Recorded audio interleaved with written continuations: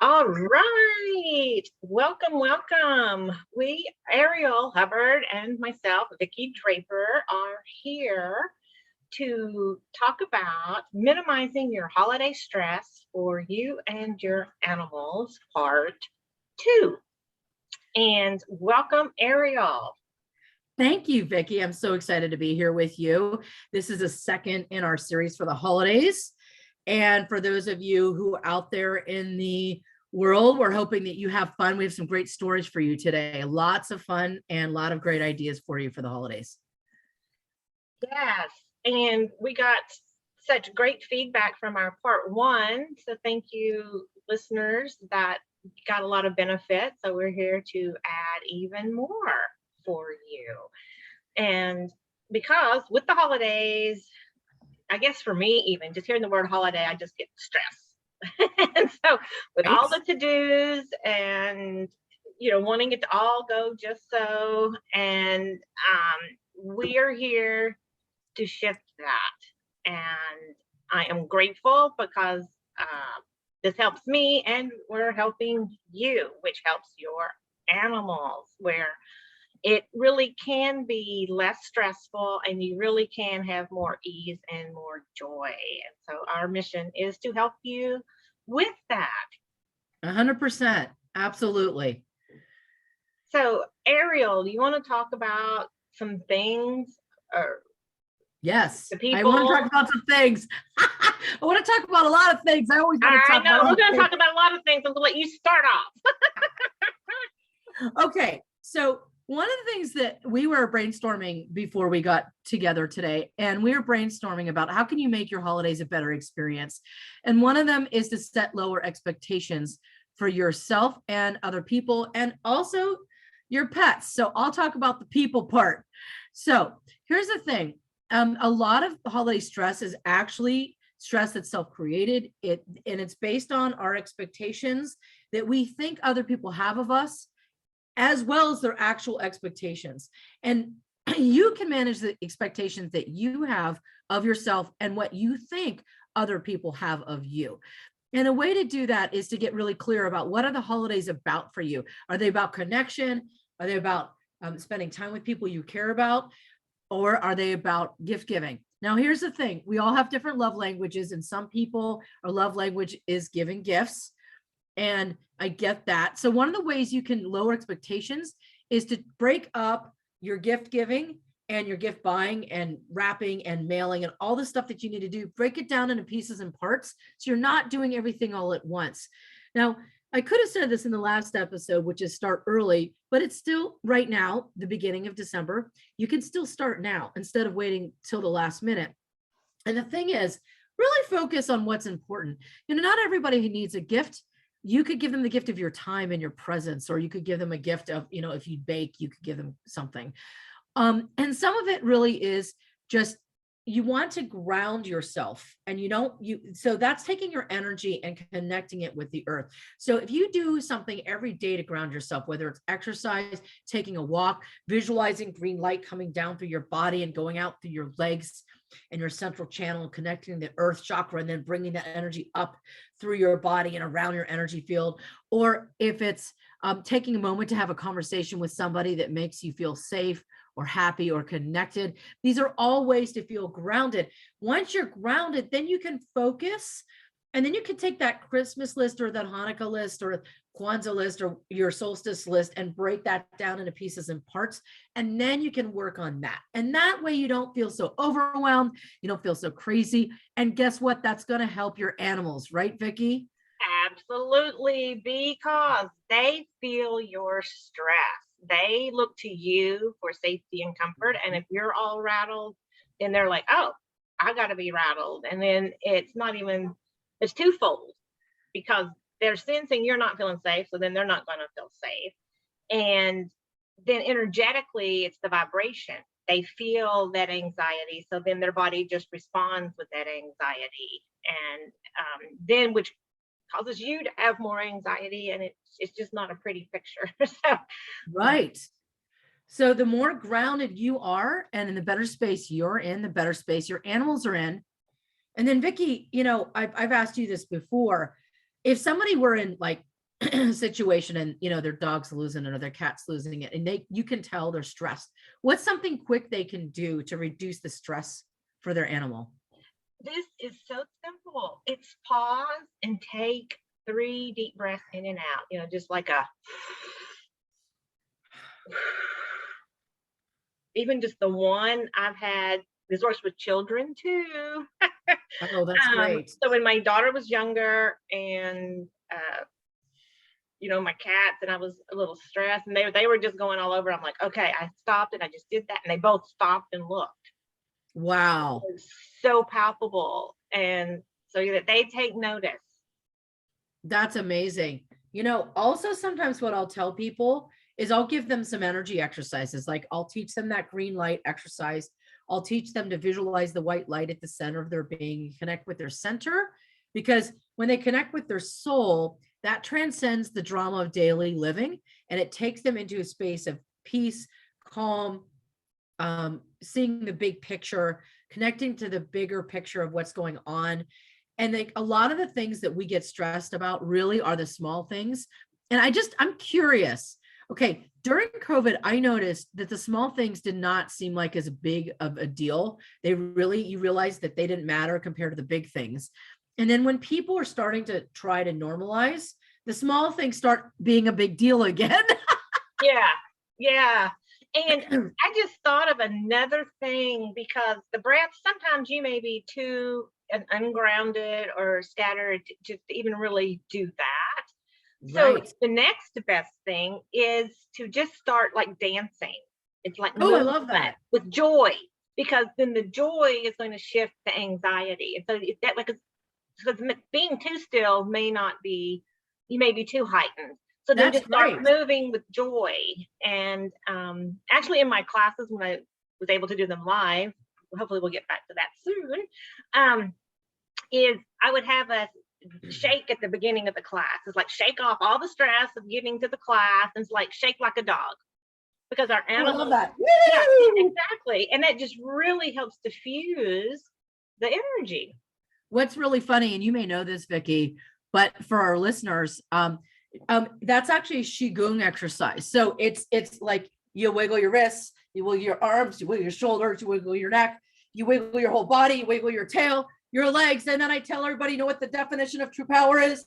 It's getting a whole room of people to do this. Yeah. And the thing is, it's literally, it's as shaking off of that, the negative chi, and also increasing blood, lymph, and chi circulation through your body, right? So, and of course that elevates, your endogenous opioids, and it makes you have a release and it makes you feel better, right? Yeah. Love it. And then also sometimes what I'll tell clients is to get something like a flower essences, a stone essence. So something like that they could either, like Rescue Remedy, they have these little glycerin pastilles that you can take. They're like a little drop, like a little it's not a candy, but you pop it in your mouth and it has no alcohol in it. But Vicki, you have something for your animals, right? And their guardians. What do you have? I do. The Iceland Spark Essence is a really powerful, one of my clients calls it bring out the big guns. And so it's a great for bringing you into alignment and centering. And what's weird is I actually have that crystal right here. Yeah. And that's the only essence I have that is named after the crystal, because it's so powerful. To name it was limiting it, because it's got so many great benefits. And so, so Iceland Spark Essence is very strong. And you just spray it in the room, and then the animals and the people walk through it. It goes into their auric field, and then they absorb that into their body. Yes. And so while we're talking about essences, I'm going to talk about, I have a happy holiday essence set. Oh, I love that. And so, and it's 10% off. So the first one is Serene, and it puts a calming element vibration into the air. And so I have seen animals be ballistic, or just out of control when the doorbell rings. With Sonja, a German Shepherd, was a big one of this. She would just go ballistic. You spray Serene, she would you could see she took it in, she just stopped, shook it off, and then walked off normally. Wow, that's amazing. Yeah, and so the serene, it's calming for you and your animals. Boundaries, because a lot of times with the holidays, it's about boundaries, and especially with family. And so this helps you set and maintain your boundaries so that things are more kosher for you. Of course. And then family. Family, it promotes the love of a family and dispels any angst. This actually was created for a person, a good friend of mine, years ago, when she was going to Australia to be with her family for 2 months. She goes, I've got to have support. That's huge. So, and then it's become one of my best sellers because it not only works for people, it works for the animals. And so multi-animal households that aren't getting along, family, but it really helps with people, because I've had so many testimonials over the years. It was like, oh my gosh, my mom didn't respond like she normally does. And, it was like people are, just, it was easing their holiday and easing their interactions and making a difference. So that's fantastic. I love it. Oh, and that's funny that, because I actually had this hilarious story, and it's like a holiday story. So, and this is like from my childhood when I was a little kid, but I had this cat, and she was a Siamese. She had a lot of personality, and she made her feelings known. So one time there were relatives that were visiting, family was visiting my parents, right? And family was visiting my parents, and this cat is mad because she's not being paid attention to, and she's pissed, literally, that emotion, pissed. She goes into a plant, she looks at my dad straight in the eye, and she pees right onto the plant, letting him know that she is unhappy. And so if I were going to ask you, how would you treat this patient? How would you treat this cat? What would you do to help this cat feel better and not be so upset about not getting the attention they need? Well, that's where probably the serene or one of these calming things, because they're going to show something, they're going to call out the elephant in the room. I mean, animals, they're just not going to shove it under the rug. They're not. So like you can take your deep breaths, right? Yeah. You can take your deep breaths to ground yourself, right? To manage the stress, right?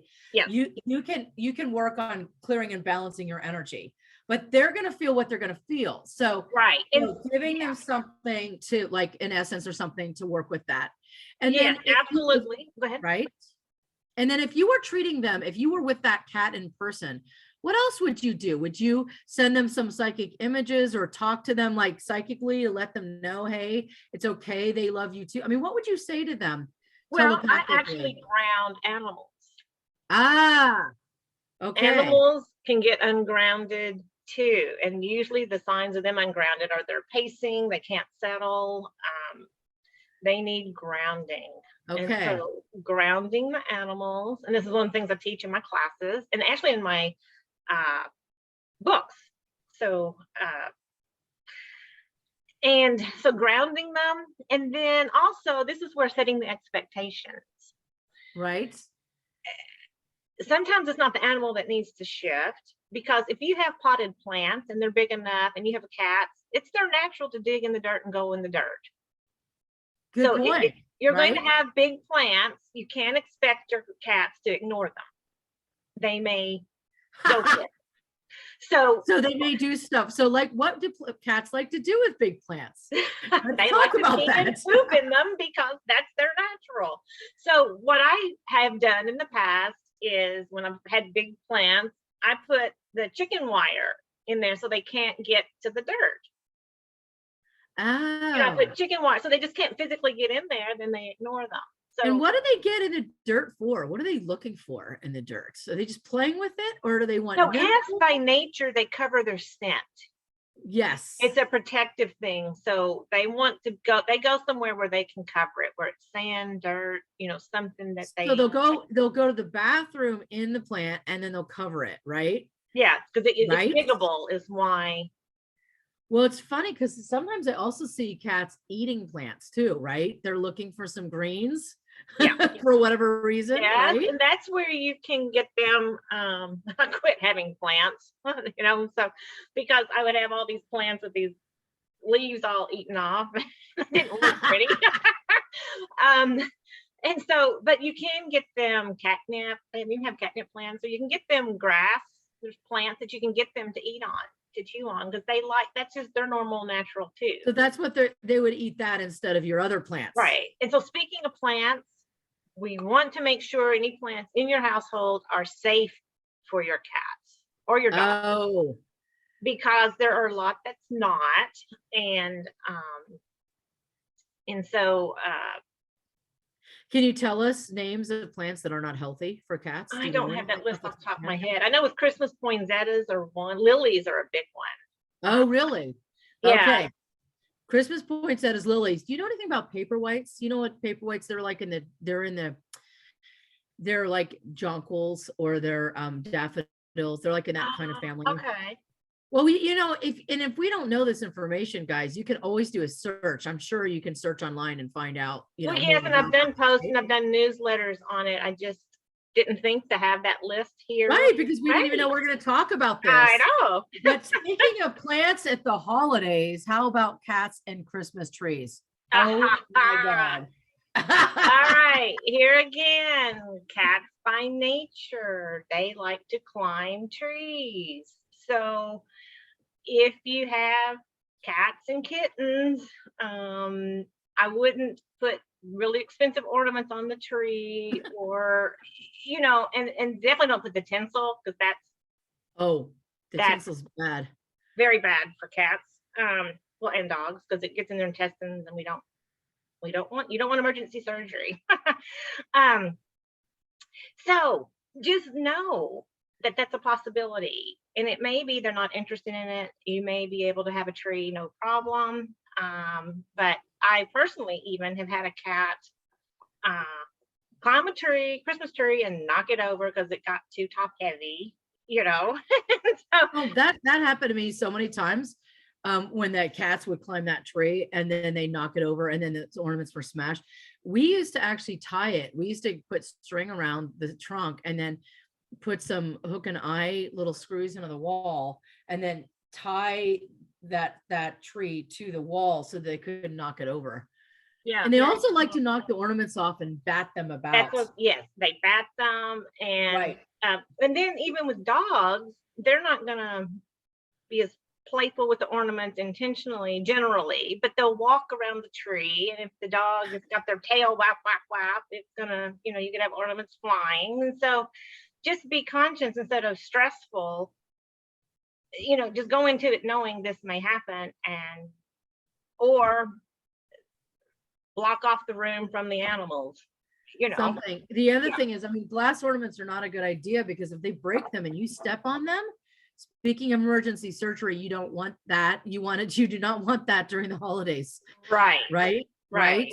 So, and even with cats, because even putting a tree up on a table or something, cats can jump up there. So you can dog proof it, but it's hard to cat proof trees. That's a good point. Actually, that's a really good point. All right. So I love that. So let's just talk about tree decorating for people now for a second. So we've talked about avoiding glass ornaments, putting the tree away from the animals, and then maybe tying it up. But let's talk about for people, how do you reduce stress? Okay. So we're going to talk about real versus artificial for a second. If you're doing a Christmas tree. And interesting fun fact for all of our Russian listeners out there, they have New Year's trees. Whether they're Christians, Jews, whatever, it's a Russian thing. They put up trees for New Year's, which I found out from some Jewish Russian friends of mine. I thought that was interesting. So this can apply to a lot of people. If you or people in your household or people coming to your house have allergies to evergreens, you might want to seriously consider getting an artificial tree, even though, it's not the same as living tree. It's just something you might want to think about because you really don't want to breathe in those essential oils from that tree if you're allergic to them, or you don't want people come in your house breathing that in if they're allergic to them, because it's not fun to have bronchoconstriction and have tight lungs. It's very uncomfortable. The thing is actually mental health for decorating a tree. If you can decorate a tree and look at the memories from your ornaments from past holidays, and you can get someone you care about to do a tree with you, it's a creative and fun expression. And you could look at it as a way to reduce stress. Now, if you're trying to get your bratty tween to decorate the tree and you're fighting with them, that's stressful. But if you decorate the tree with somebody that you love and you're having fun, you're being creative, and you make a little ceremony or a little experience out of it, where you're listening to some nice music and you have all that going on, it's a wonderful experience. It's something lovely, so you can use it as a way to make things positive and happy and uplifting, and as part of the ushering in the holidays kind of process. So try to think of decorating the tree as a creative form of self-expression rather than something on your to-do list. And I think if you look at it that way, it'll lower your stress level with it. Right. Yeah. And don't do it last minute, but don't do it too soon either. If you have a living tree and you decorate it in the middle of November, it's going to be dead and a fire hazard by the beginning of December. So yeah. Well, and another thing to point out for expectations is knowing that if you're going down memory lane, there may be some sadness. And so you can have sadness and you can have joy. So allow that emotion go, oh, okay. And then allow the joy of the relationship, or, the joy of the times to come in, so that it's a flow. You keep moving and making it more joyful. That's so true. Giving yourself permission to feel what you're feeling. And for those of us who are like going through a divorce or something, I'm going to give you a suggestion that I worked with a number of years ago, is take all the ornaments that you bought or collected while you're with the person that you're separating or disengaging from, and put them in a separate box, put them somewhere else. Don't sort through them during the holidays. Right? Yeah. Just put them aside and say, I'll deal with that later. And then decorate the tree, or get new things or make new things, so that, those decorations are representative of your new life together, something different, something new, something positive. Because when you do handle those ornaments, you're going to remember the person that you got them with, or whatever. The symbolism of that ornament is going to remind you of that experience. So, if you need to take time to process out the end of a relationship, right? Take that stuff aside, look at it later. And then if you want to bring in something new symbolically, get something new, or create something new, or make something new for yourself, and have that represent your new life. So like when I moved up to the Seattle area, I started buying ornaments from the Seattle area. So I have my Seattle Christmas tree, my little baby one. And then I have my larger tree that's all the other different places and times in my life when I bought things. And so it's like a combination of different times in my life. Because you want that to be, you do want to be able to process your feelings and move through them. And again, take the time so you lower the expectations, so you're not stressed from rushing through. Now, Vicki, I think you had a couple other stories to share, right? Some holiday animal stories. Holidays, candles, candles. Oh, yes. More candles are lit, and, it's festive. And there again, you can get them off. You want to make sure they're up where your dog's tail is not going to hit them and cause a fire hazard. Oh my God. Well, I'm so glad you brought that up. I mean, the thing is, you wouldn't think about that. So thanks for bringing that up for us. That's really important. Yeah. And something with cats, they're a little harder because they can get more places. And so, you just, when you have a candle lit and you have cats, you want to always be monitoring your cats and the candle so that they're not getting into it. And and they're quick. They're quick. And I'll tell you that from personal experience, because I've had, when my cats were kittens, their eyebrows got singed because they're in it before you know it. And then even just recently, I lit a candle, is on my desk, and my cat jumped up the tail went through it. So here's this tail on flamed, big flame, and I'm putting it out, but it was only the fur that got lit, but the smell and it was so fast. So, I'm telling you from personal experience, if you have cats, just buy battery operated candles. Exactly. Cats and candles aren't a good mix. Because that's way too stressful. Oh, it is, and I was sitting here right by the candle. That's what I'm saying. Oh my gosh. It took a matter of seconds. So, so yeah. And then let's talk about scented candles and how much more powerful the sense of smell is that animals have than people. Oh my gosh. Yes. Scented candles, you really want to be conscious if you have pets,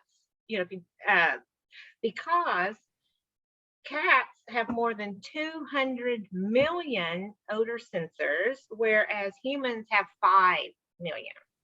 Wow. And so a lot more. So if it's strong to you, it's really strong to them. Oh my gosh. And so if you see them starting to have trouble breathing or whatnot, put the candle out. Or, seriously. if you have any doubts, don't do scented candles.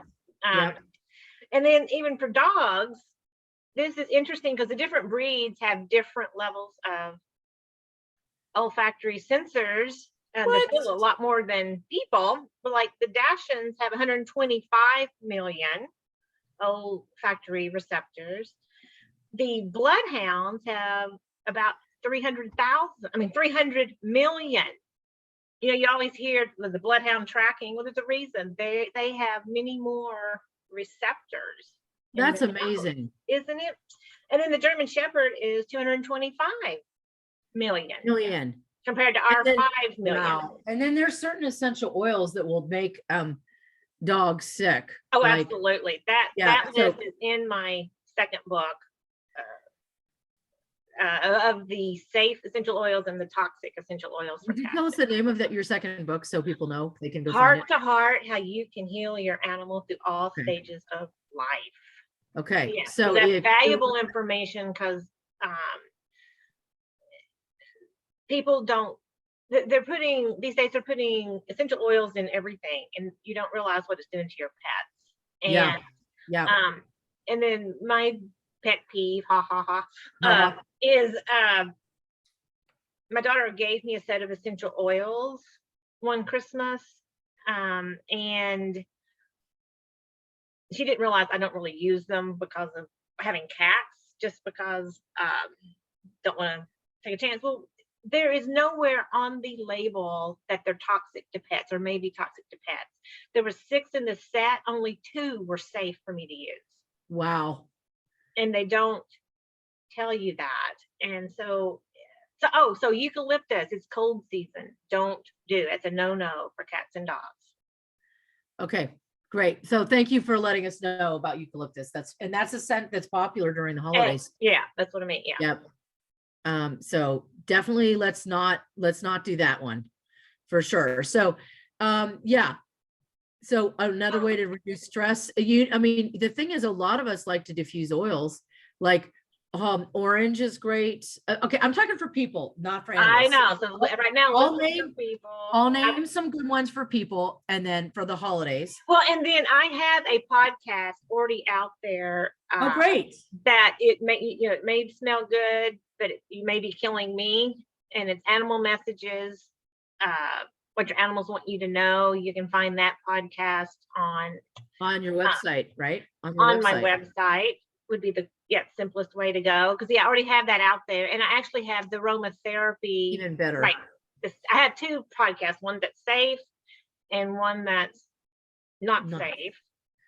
And that's on healingyouranimal.com. Yes. And so, like, if we think of things like orange or cinnamon or eucalyptus or peppermint or pine, like these are scents that people think about during the holidays that might be in scented candles, or you might be diffusing that. But you might want to go to Vicki's podcast and listen to those for what's okay and what's not okay.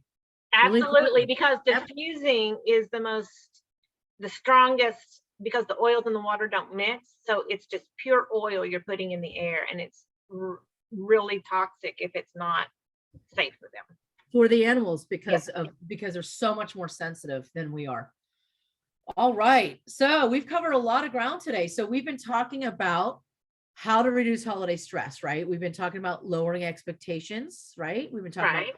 ways to ground ourselves, to shift our energy, quick ways to do it, right? We Yeah. talk about breathing. We talk about I talked about like reprioritizing like what's really important during the holidays. We talked about working with your wonderful essences to just shift the energy, right? So that the animals are calm, you're calm, interactions with family are better. We've also talked about like some fun stories about like crazy things animals do around Christmas trees and plants, and some tips about how to protect your house plants, but also, ways to protect your tree and things you might want to do with your tree to decorate it differently so that it's not knocked over. And then we also talked about candles, scented candles, and safety with the fragrance, and safety with fire. We covered a lot of ground today. Did we miss anything, Vicki? Is there anything Well, else? the one thing I would like to add for stress when you're thinking about with the pets is if you're having family members or friends coming in the home with other animals, if they're bringing their animals in, Yes. please have a safe space for your animal so they can have a time out. They can, you know, get away from the situation. So, because sometimes that can be very, very stressful. Oh And then, yeah, and right. then, yeah, oh, Because very. it's their house, it's their territory, and all of a sudden there's a new animal in the space. Oh my Right, gosh. right. Yeah, yeah. And I help people with this all the time in my private practice. And so, just to be conscious of that, just because you're happy to see your friends and they're bringing their dog, it doesn't mean your dog or your cats are going to be happy about it. And so, just allow them to have some quiet time and to be content that way. The flip side is true if you're traveling with your pet somewhere, just make sure they have a safe space to retreat to, um, because they're going into a situation. It's not their home. They're out of their norm, and you just want them to be comfortable too. That's a really good point. I mean, and what is a safe space? Maybe for a dog, it might be their crate, Mhm. right? It can be, and if they don't like Or the crate, it could be the bathroom. I guess it has to be where the uh-huh, guests aren't going, you know. Or if right. they have their favorite space, like in your bedroom, but somewhere.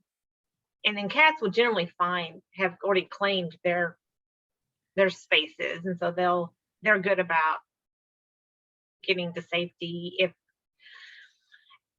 If you're a conscious guardian, you've already allowed them to have their safe space. And so if you haven't thought about that, cats and dogs, they need their safe space. So and so just to make sure that's accessible um, anytime, Mhm. so that whether it's a worker coming in or company coming in or what's happening, then they they know where to go, they take care of themselves, and they feel safe.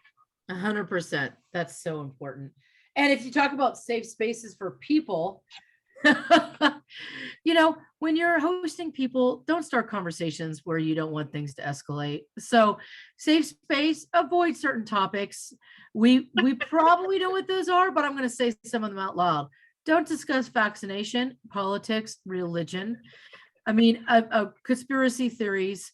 Just avoid all of those things because we don't need conflict right now. We've had plenty of that in the last couple of years.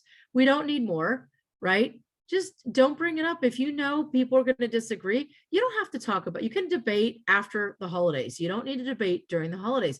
Just relax, enjoy each other, enjoy each other's presence, um, enjoy the experience of having time with people that's free from arguments and debate. Right? No, we don't have to be right. We could just be loved and we could just enjoy each other. You don't have to bring your ego to the table at the holidays. You could just enjoy the experience of being in the presence of people. That's really important, right? Yes. And also make sure you ground yourself, make sure you do some self-care. You know, get your exercise. everyone's going to have treats during the holidays. That's fine. But do your healthy food too. Get your fruits and vegetables, get your water, right? Get your healthy proteins, get the things that you need to feel good about yourself. Make sure you're getting enough sleep too. I mean, it's practical, but really important. All these things help us reduce stress, and they help us go into situations feeling great. And that being said, how can people reach you? So if they want more advice on all the things we've talked about and more, Vicki, how would people find you and get access to you and your wonderful work? All right, the easiest way is to go to my website, which is healingyouranimal.com. And the healing is HEALINGYOURANIMAL.com. And from there, you can find my podcast. You can sign up for your free assessment with me, and we can discuss your needs and the best support. You can also order the books that I've been talking about that have my over 20 years, actually over 22 years in the field of practice and tips and techniques and things we're talking about today, like how to ground your animals, and there's a whole chapter on calming techniques in my first book, which is Bridging True Love, Connection, and Healing Between You and Your Animals. And then the second book is Heart to Heart, How You Can Heal Your Animal Through All Stages of Life. And both are full of just valuable support for you and your animals to connect. And then my podcast, which is Animal Messages, what your animals want you to know. And then you can find the link to that on my website as well. And then it also has the link to my wonderful products of natural support for you and your animals. Fantastic. There are a lot of resources on her website. You guys definitely got to go check it out. Oh, and then the replay of this talk will be on there. All of Ariel and my talks are on my website under the news section. And then it also has upcoming classes. So yes, lots of information. So healingyouranimal.com is the place to go. Excellent. And so what about you, Ariel? So arielhubbard.com, ARIEL, and then HUBBARD.com. You can find links about my classes. You can find links to reach me for treatments. You can find links for mentorship and training. And then I have a blog on there with different articles with links to all kinds of resources. I have a great video showing me giving Reiki, where you can actually see the light shooting out of my hands on there. It's really cool. And I also have a podcast called Woman Power Zone. You can go into any podcast icon and do a search, download it. I've got some really fun topics about women's empowerment. That's my new project. And then I have a book that's going to be coming out soon called The Empowered Woman's Guide to Online Dating. And that's a totally different topic, but it's a lot of fun. So yeah, so I have some really great things coming up too. And we'll be here once a month. We do this talk together, and we always talk about fun and really interesting things. So about pets and people, healing for pets and people. So if you're on Clubhouse, you can find us on Healing for Pets and People. And we do our talks the first Thursday of the month. All right. Well, Vicki, thank you so much for another amazing experience. I always learn new things from you, and I really appreciate you. Thank you. Well, I right back at you. So appreciate being here with you. This is so fun. It is a highlight of my month. Awesome. All right. So we are going to sign off, everybody, and we will see you next time. Yep. Take care. Have happy holidays. Happy holidays, everybody.